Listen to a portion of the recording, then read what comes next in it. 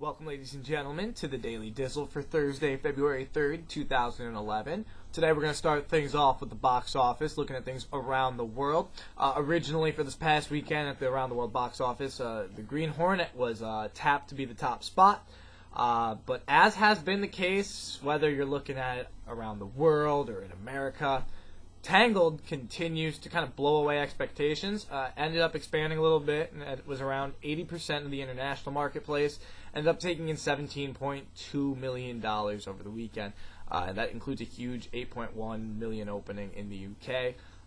That's surprising considering, America, English-speaking countries had gotten it by now, that they waited so long, but I guess it ended up paying off because it was only trailing Toy Story 3 and Shrek Forever After compared to the movies that came out last year, so it's at least a decent start for the animation genre. Meanwhile, the Green Hornet was bumped to number 2. It got $15.4 million from 64 territories. So it's doing about the same that it did in America, which, not huge numbers, but decent enough that it'll make its money back. Meanwhile, number 3, Tron Legacy, ended up grossing $12 million from about 93% of the marketplace. It opened with $4.6 million in Germany with first place. Right now, it's sitting at $196 million for its foreign total.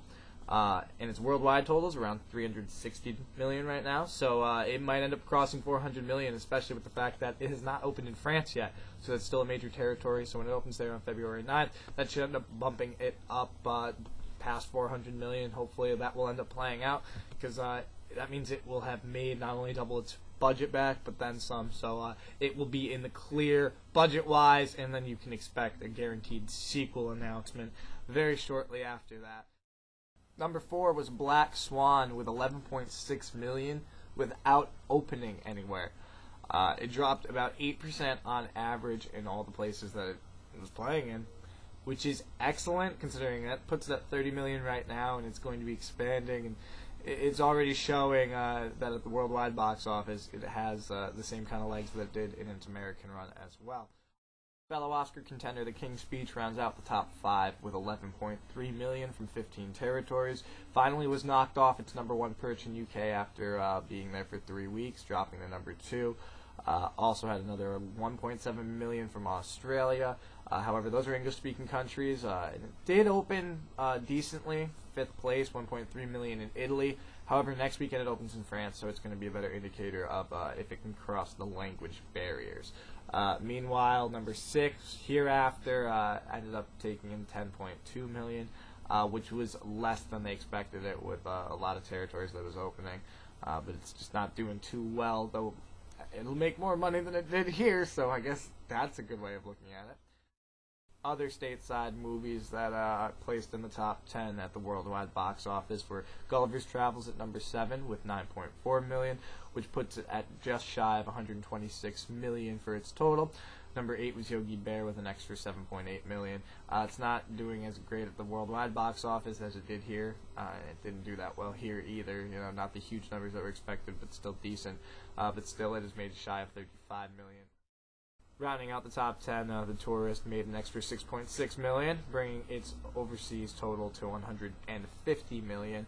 So that's over twice what it did stateside. So way to go for them. At least ends up being a profitable movie in the long run. For tomorrow's box office report, we will cover the new releases for this weekend, which includes Sanctum in 3D and The Roommate. So we'll have the latest coverage on those and what the reception on them is.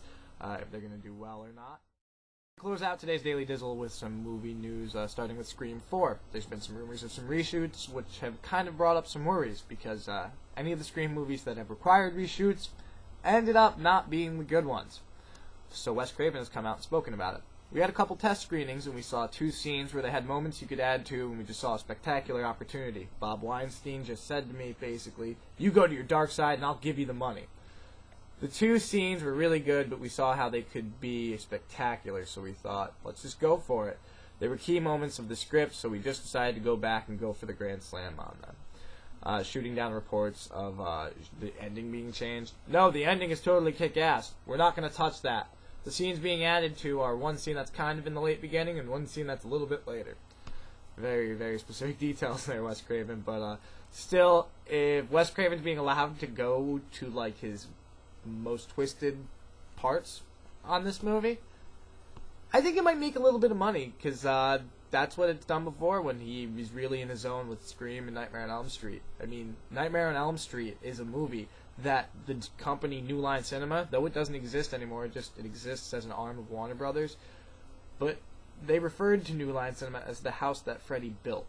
That is how much money Wes Craven made for them. So it'll be good. The Weinsteins obviously have a little extra cash flow from the King's Speech being very successful, so they're trying to push any boundaries that they can. Meanwhile, to close out with some interesting news, you ever have that weird feeling of deja vu when you go to the movies, you know, just because there's a lot of movies that are way too similar? Favorite example being 1998, when I was 10 years old, and Armageddon and Deep Impact came out, like the exact same movie, but not. How the hell does that happen? Right now, there are 3 different versions of Snow White in the works. There's Disney's China set Snow White, and then there's Universal's Snow White and the Huntsman that Kristen Stewart is reportedly in negotiations for. That was revealed when it was shot down that she is not going to be up for the role of Lois Lane.